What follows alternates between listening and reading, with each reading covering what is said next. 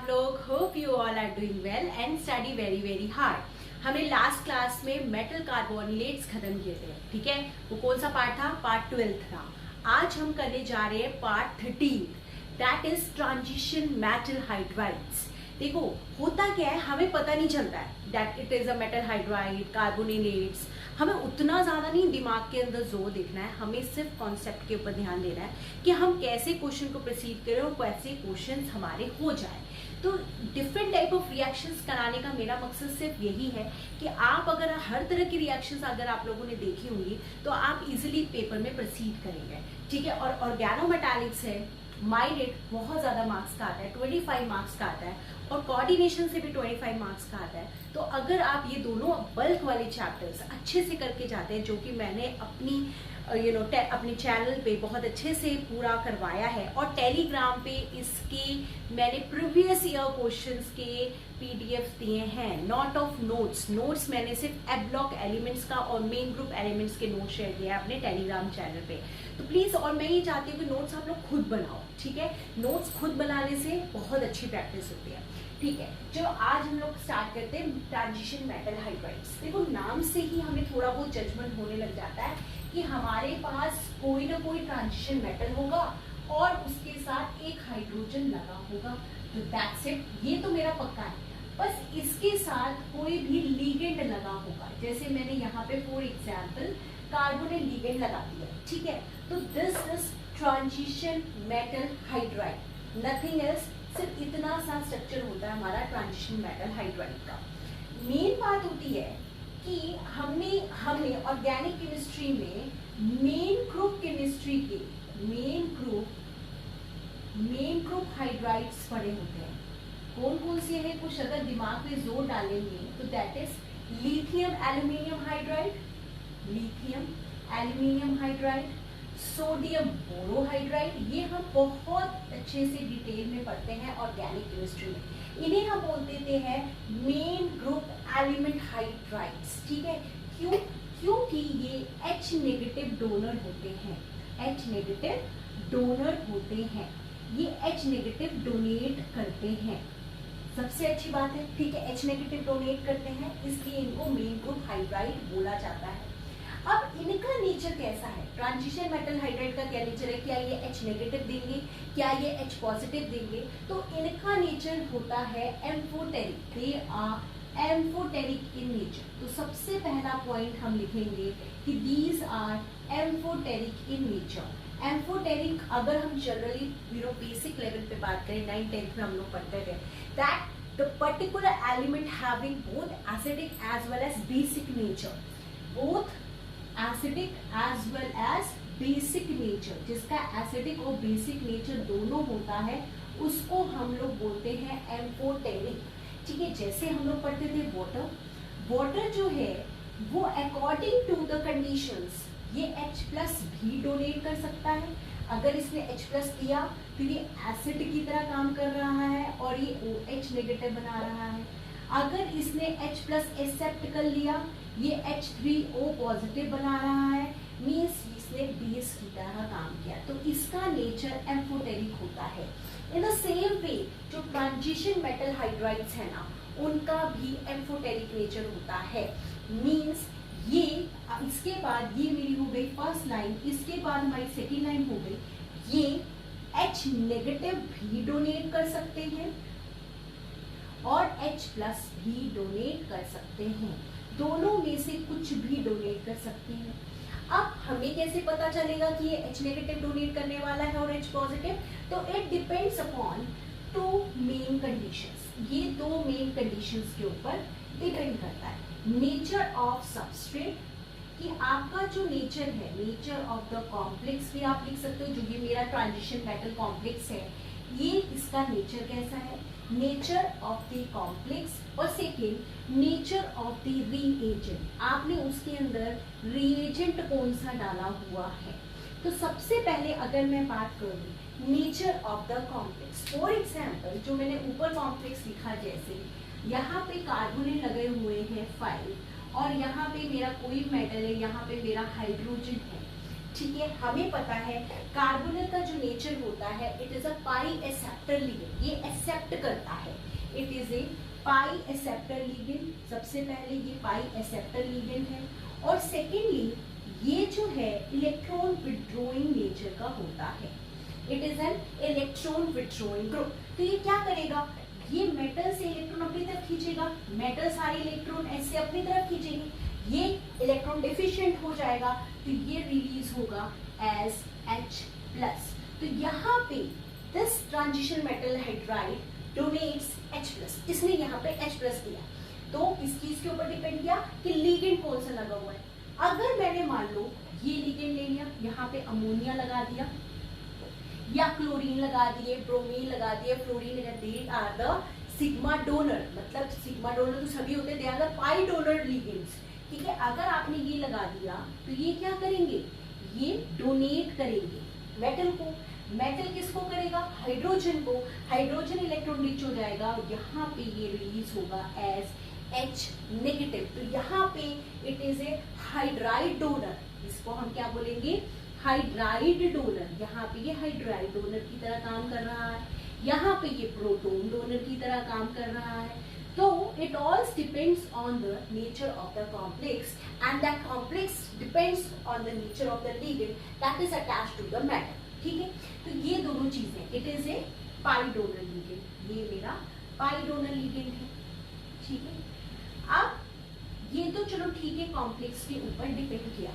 अब नेक्स्ट हो सकता है कि रिएजेंट आपके अंदर कैसा डाला हुआ है, that depends upon the nature of the reagent। कैसे डिपेंड करेगा, जैसे फॉर एग्जाम्पल मैंने यहाँ पे आयरन लिया, ठीक है, यहाँ पे Cp लिगेंड लिया, ठीक है, उसके ऊपर लगा हुआ था आयरन, यहाँ पे कार्बोनिल लिगेंड्स है, और यहाँ पे मेरा हाइड्रोजन है, और इसमें डाला हुआ है HCl।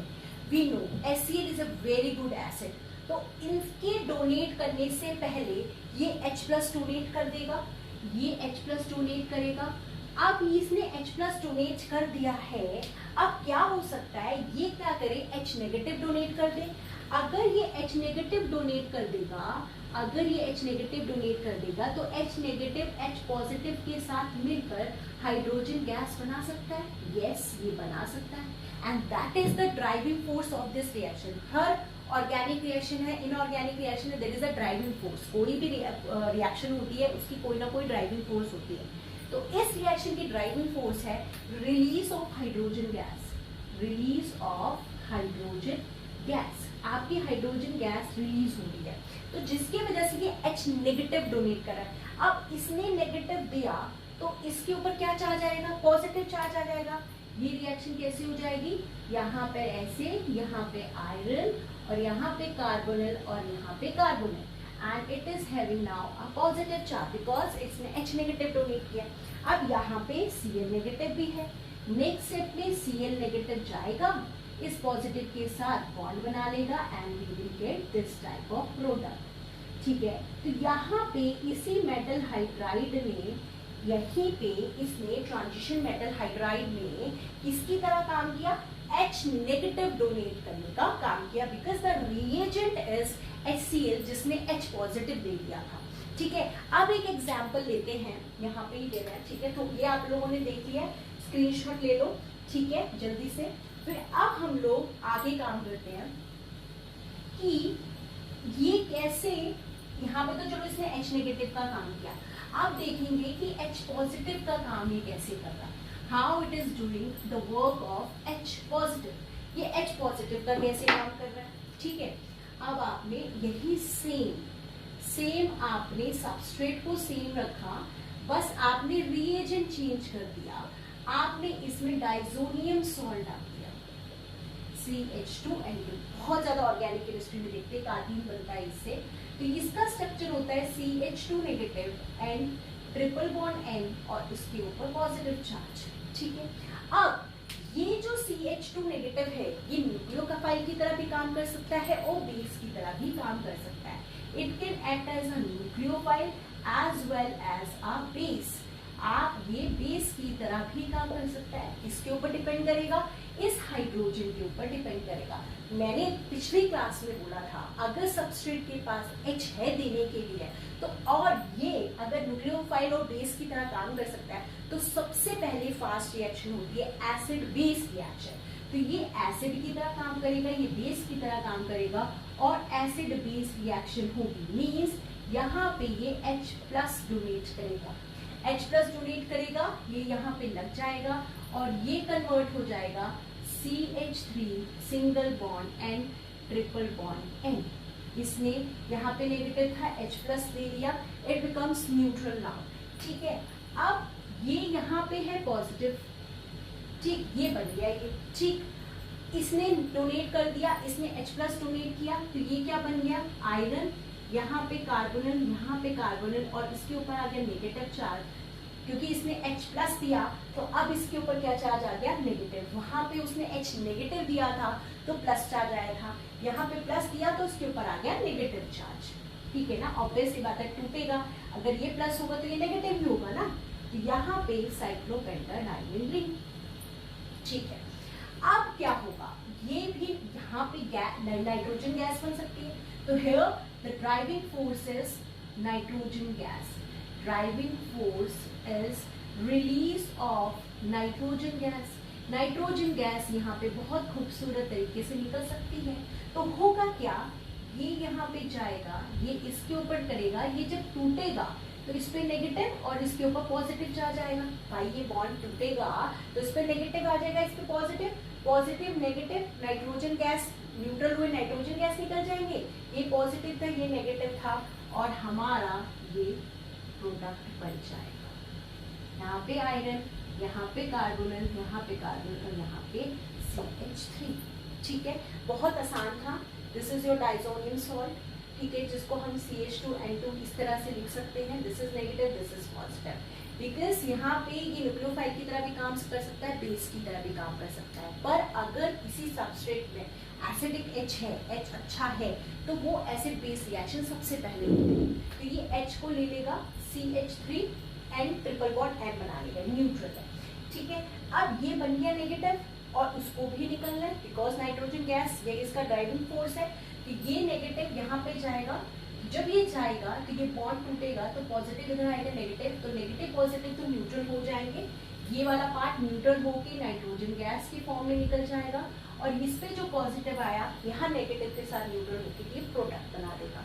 तो this is normal a simple introduction of a transition metal hydride. अब आते हैं ये क्वेश्चंस जो मैंने यहाँ पे लिखे हुए हैं ना, ये क्वेश्चंस आ जाते हैं सीधा पेपर के अंदर। अब इनको कैसे प्रोसीड करना, they are the previous year question and these two questions are very very important. With this these threes are very important, ये प्रीवियस ईयर में आ चुके हैं। तो इनको देखते हैं, इनको देखते हैं। अब इनकी मूव करते हैं रिएक्शंस के ऊपर कि इनकी रिएक्शंस क्या होने वाली है, यू नो रिएक्शंस जो है इनकी क्या होगी। अब हम लोग इस पे मूव ऑन करते हैं।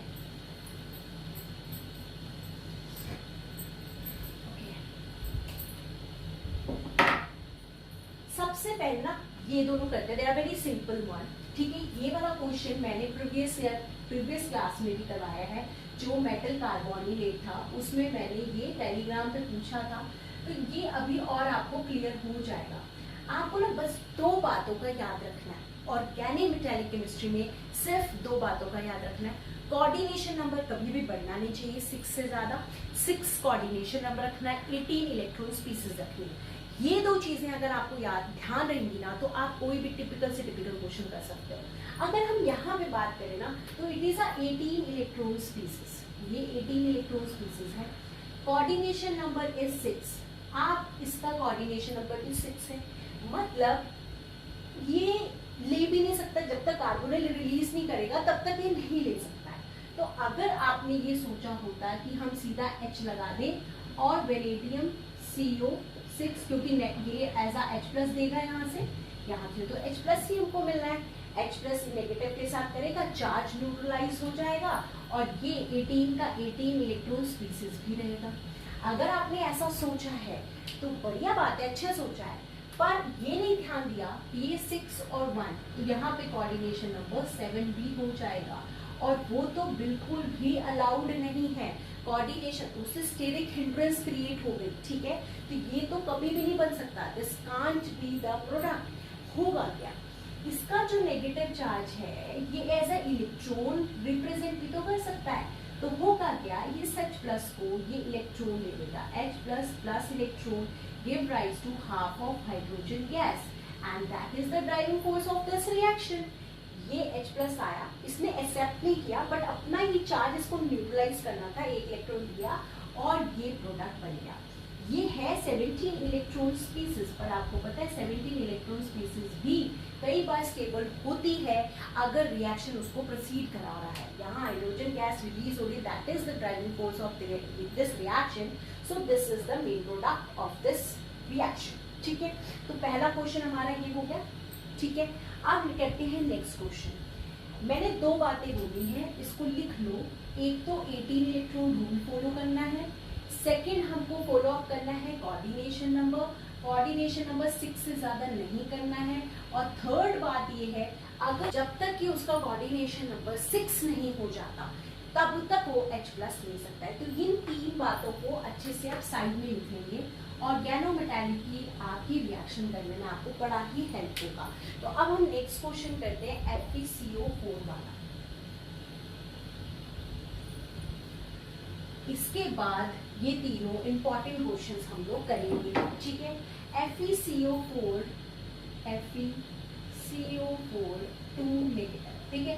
आपने इसमें H3O पॉजिटिव डाला, obvious it will donate H plus, क्योंकि इसको भी न्यूट्रल होना है, वाटर बन जाएगा, ठीक है। अभी देखो अगर हम इसको काउंट करें, पहली बात तो कोऑर्डिनेशन नंबर इज 4, ठीक है, कोऑर्डिनेशन नंबर 4 है। आयरन 6, तो 6 और 2 8 प्लस 8 प्लस 2 इलेक्ट्रॉन्स, नेगेटिव होगा तो प्लस करते हैं, तो 18 इलेक्ट्रॉन स्पीसीज है। बिल्कुल बढ़िया सब कुछ चल रहा है, बट हाँ चार्ज हर स्पीसीज न्यूट्रलाइज करना चाहती है। यहाँ पे ये भी लिख सकते हैं that it want to neutralize charge also, इसको अपने चार्जेस भी न्यूट्रलाइज करने हैं, न्यूट्रलाइज चार्ज ऑल्सो। तो इन सब चीजों को अगर आप ध्यान रखोगे तो आप आराम से कर सकते हो, ठीक है। यहाँ पे है ऑब्वियस H प्लस आएगा, ये एक इसको दे देगा, ये बनेगा HFeCO4 और एक नेगेटिव चार्ज हो गया, तो एक ही न्यूट्रलाइज हुआ। अब यहाँ पे क्योंकि एक नेगेटिव है पर हाइड्रोजन आ गया, तो it is a 18 electron species, still it is a 18 electron species. अब एक और H प्लस ले सकता है क्योंकि इसे न्यूट्रल होना है, तो आंसर विल बी H2FeCO4। क्यों ये रिएक्शन यहाँ तक चली, क्योंकि कोऑर्डिनेशन नंबर मैक्सिमम हम 6 तक ले जा सकते हैं। Here 4 और 2 coordination number is equal to 6. Here the coordination number is equal to 5. इसीलिए यहाँ तक रिएक्शन मूव ऑन करी। जहाँ पर आपकी यहीं पे 6 हो गया तो आप रिएक्शन को वहीं पे स्टॉप कर देंगे, ठीक है। तो ये दोनों हो गया। अब हम ये तीनों रिएक्शन को प्रोसीड करते हैं, और सच में बता रही हूँ ये जो प्रीवियस ईयर क्वेश्चंस हैं आर वेरी इंपॉर्टेंट क्वेश्चंस। ये डायरेक्टली आते हैं, रिएक्शन बेस्ड आते हैं, बिल्कुल, ठीक है। FeCO5 आपने लिखा FeCO5 और आपका डला हुआ है यहाँ पे NaOH, ठीक है। आपको इसको करना है, देखो इसको कैसे करना है, इसमें कोई भी चार्ज नहीं है, ठीक है। इसमें कोई, अभी तक जितना हम देख रहे थे चार्ज था, ठीक है। इसमें कोई भी चार्ज नहीं, जो भी न्यूट्रल मॉलिक्यूल होगा उसको करने का तरीका ऐसा है, आप CO4 लिखेंगे, एक कार्बोनिल छोड़ देंगे, आयरन लिखेंगे और यहाँ पे आप कार्बोनिल लिख देंगे, ठीक है। हमें पता है बैक डोनेशन होती है मेटल की कार्बोनिल की तरफ, तो ये कैसे लिख सकते हैं हम इसको, CO4 Fe डबल बॉन्ड, ये यहाँ चला जाएगा C double bond O। This is the main structure of this FeCO5। अब यहाँ पे हमें पता है Na प्लस OH नेगेटिव, ठीक है। यहाँ पे कोई भी आपको H दिख ही नहीं रहा कि एसिड बेस रिएक्शन हो, तो यहाँ पे किसकी तरह काम करेगा, यहाँ ये न्यूक्लियोफाइल की तरह काम करेगा, OH नेगेटिव, ठीक है। तो OH नेगेटिव आएंगे, यहाँ पर ऐसे रिएक्शन होंगे, यहाँ पे कार्बन पे रिएक्ट करेंगे, यहाँ पे डबल बॉन्ड बना देंगे, तो कैसे होगा देखो। फिर CO4 Fe के ऊपर नेगेटिव चार्ज आ गया, सिंगल सी, यहाँ पे OH, यहाँ पे डबल बॉन्ड। इसके बाद इस नेगेटिव को आप यहाँ भी लिख सकते हो, तो मतलब this can be written as CO4 Fe C double bond O, यहाँ पे OH और यहाँ पे नेगेटिव चार्ज। ठीक है, अब क्या करेगा, ये एज H पॉजिटिव रिलीज करेगा। ये जब H प्लस देगा, ठीक है, तो ये इसके साथ बॉन्ड बना लेगा और इसके ऊपर आ जाएगा नेगेटिव चार्ज। ठीक है, हाइड्राइड शिफ्ट होगा, यहाँ पे क्या होगा, हाइड्राइड शिफ्ट, इसे बोलते हैं hydride shift, and that is the driving force of this reaction. फिर क्या होगा, CO4 Fe के ऊपर H आ गया, ये हाइड्राइड यहाँ शिफ्ट हो गया, CO negative double bond O। अब आप पूछोगे मैम आपने ऐसा क्यों किया, हमें कैसे पता चलेगा हाइड्राइड शिफ्ट होगा। यहाँ पे अगर ये यहाँ पे इसको H दे देता है तो कार्बन डाइऑक्साइड रिलीज होगी, and this is also our driving force. Carbon dioxide can be release and this is the driving force of this reaction. Gas जिस भी अगर आपकी प्रोसीड हो रही है किसी भी स्टेप में, तो वो पक्का होगी। तो अब कैसे होगा, अब ये यहाँ पे चला जाएगा तो इसके ऊपर प्लस चार्ज आ गया, भाई इसने इसको ले लिया तो इस पे प्लस चार्ज आ जाएगा। ठीक है, तो ये बॉन्ड कैसे टूटेगा, इस पे नेगेटिव और इसके ऊपर पॉजिटिव, पॉजिटिव नेगेटिव आपस में बॉन्ड बना लेंगे और कार्बन डाइऑक्साइड रिलीज कर देंगे। ये पॉजिटिव ये नेगेटिव आपस में बॉन्ड बना लेगा, ये न्यूट्रल हो जाएगा और हमारे को प्रोडक्ट मिल जाएगा CO4 FeH। मीन्स यहाँ पर हमारा कार्बोनिल ग्रुप पूरा का पूरा एज कार्बन डाइऑक्साइड रिलीज हुआ। तो कोई भी स्टेप से क्वेश्चन आ सकता है, तो mechanism of this reaction is very important. मैं देखो जहाँ पे भी मैकेनिज्म इंपॉर्टेंट होता है वो करवाती हूँ, जहाँ नहीं होता वहाँ नहीं भी करवाती, but this mechanism is very important. तो इसको बिल्कुल समझ के इसी तरीके से करेंगे और सेम हम ये वाली भी रिएक्शन ऐसे होगी। तो इसका प्रोडक्ट है CO4 FeH। जल्दी से देख लो, फिर नेक्स्ट क्वेश्चन करते हैं। हम नेक्स्ट क्वेश्चन करते हैं ये वाला। देखो यहाँ पे सोडियम बोरोहाइड्राइड आ जाए चाहे लिथियम बोरोहाइड्राइड आ जाए, एक ही चीज है, मैंने दोनों लिखे हैं कि कोई भी आ सकता है। हमें पता है ये क्या करेगा, H नेगेटिव डोनेट करेगा। It is a neutral species. खुद ट्राई करना, मेरा देखते जाओ, खुद भी ट्राई करो। इसको हम कैसे लिख सकते हैं, जब भी न्यूट्रल स्पीसीज होगी तो हम उसको इसी तरीके से लिखेंगे। हम सीधा यहाँ डबल बॉन्ड लगा दें, ठीक है, ये वाला स्टेप होना है, सीधा हम ऐसे लिखेंगे। यहाँ पे न्यूक्लियोफाइल की तरह करेगा, ये यहाँ जाएगा, ये यहाँ जाएगा, तो ये क्या हो जाएगा, क्या होगा, CO4 Fe के ऊपर आ गया नेगेटिव चार्ज, सिंगल बॉन्ड, यहाँ पे H आ गया, डबल बॉन्ड O। ठीक है, फिर H नेगेटिव आया, उसने यहाँ पे तो इसको तो न्यूट्रल कर दिया, ये नेगेटिव चार्ज आ गया। ठीक है, इसके बाद यहाँ पे होगा हाइड्राइड शिफ्ट। नेक्स्ट में क्या होगा, हाइड्राइड शिफ्ट। जैसे वहां हुआ था, क्यों होगा हाइड्राइड शिफ्ट, क्योंकि इससे हमारी carbon dioxide, carbon monoxide gas release होगी। यहाँ पे कौन सी गैस रिलीज हो रही है, कार्बन मोनोऑक्साइड गैस। तो CO4 Fe, यहाँ पे हमारा H आ जाएगा, और जैसे ये यहाँ आएगा ये यहाँ पे चला जाएगा, तो ये plus carbon monoxide gas will be release. तो this is the driving force of this reaction, और हमें मिल जाएगा जैसे पिछला रिएक्शन में मिला था वही हमें से यहाँ पे मिलेगा एज अ प्रोडक्ट। ठीक है, अब ये वाला क्वेश्चन करते हैं, यहीं पे लिख लेते हैं MnCO6। अब देखो अभी हमने नेगेटिव स्पीसीज किया, अब हमने न्यूट्रल स्पीसीज किया, अब हम कर रहे हैं प्लस चार्ज वाली स्पीसीज जिसके ऊपर प्लस चार्ज आया हुआ है।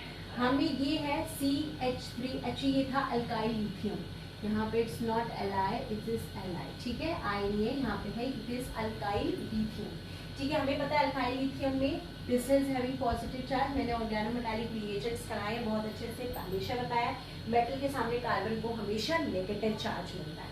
ठीक है, तो बस उसको वैसे न्यूट्रल है तो वैसे ही लिख लो। यहाँ पे आपने CO लिख दिया, यहाँ पे आपने CO5 लिख दिया, तो इसे हम लिख सकते हैं double bond C double bond O। ठीक है, प्लस चार्ज है तो प्लस चार्ज इसको यहाँ पे आपके रहने दो। इस प्लस चार्ज को सॉरी हम यहाँ पे भी दिखा सकते हैं इस प्लस चार्ज को। ठीक है, इस तरीके से हमने दिखा दिया। अब हमें पता है अल्काइल लिथियम है, alkyl ethane can react over here और ये यहाँ पे चला जाएगा। तो ये कैसे होगा, CO5N, तो ये क्या हो जाएगा, न्यूट्रल हो जाएगा। C डबल बॉन्ड O यहाँ पे लग गया CH3। इसको हम कैसे लिख सकते हैं, CO5N C double bond O CH3। तो this is the product of this reaction. सबको आपको इसी तरह डबल बॉन्ड O करके लिखना है। अगर आपका प्लस चार्ज है तो प्लस दिखा सकते हो, नेगेटिव चार्ज है तो आप नेगेटिव दिखा सकते हो। प्लस था, मैं यहाँ पे प्लस दिखा सकती हूँ, ये यहाँ पे चला गया, ये न्यूट्रल हो गया, यहाँ पे CH3 आ गया, ठीक है। तभी ये टूटा नहीं, क्योंकि अभी तक क्या हो रहा था कि उसके ऊपर कोई चार्ज नहीं रह रहा था, या वो वहाँ पे कोई ना कोई गैस रिलीज होती, तो यहाँ पे कोई गैस रिलीज नहीं हो पाएगी क्योंकि CH3 है। अल्काइल ग्रुप को हम यहाँ पे शिफ्ट करेंगे नहीं, ठीक है। तो अच्छे से इन तीनों रिएक्शंस को करना है। These are very very important reaction. पिछले में एक में कार्बन डाइऑक्साइड रिलीज होती, एक में कार्बन मोनोऑक्साइड रिलीज हो रही थी, यहाँ पे कोई भी चीज रिलीज नहीं हो रही, इससे कोई भी शिफ्टिंग नहीं होगी। तो ये यहाँ पे this is the product of this reaction. यहाँ पे ये Mn है, यहाँ पे Mn है और दिस इज ऑल्सो Mn। तो this 3 reactions are very very important. अब नेक्स्ट में हम करेंगे oxidative addition reactions with so many previous year questions. This is for this video. Thank you so much.